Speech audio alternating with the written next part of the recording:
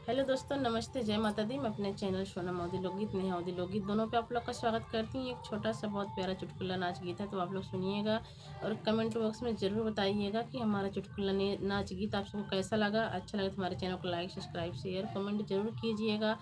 और आप सब सपोर्ट नहीं कर रहे हैं, सपोर्ट भी कीजिए हमारा।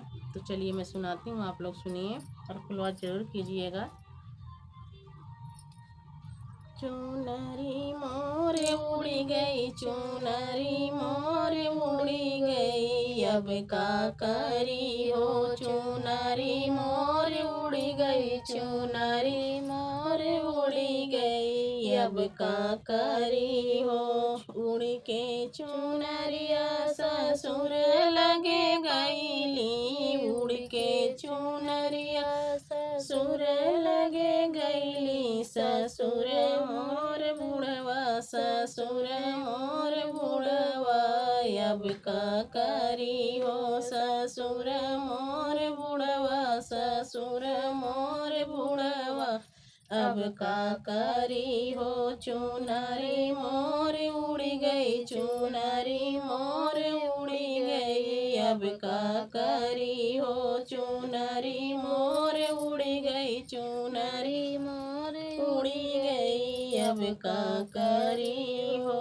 उड़ के चुनरिया जेठ लगे गईली, उड़ के चुनरिया जेठ गे गईली। जेठ मोरा छोती हरे, जेठ मोरा छोती हरे, अब का करी हो। जेठ मोरा छोती हरे, जेठ मोरा छोती हरे, अब का करी हो। चुंदरी मोर उड़ी गई, चुंदरी मोर उड़ी गई, अब का करी हो। चुंदरी मोर उड़ी गई, चुनरी मोर उड़ी गई, अब का करी हो।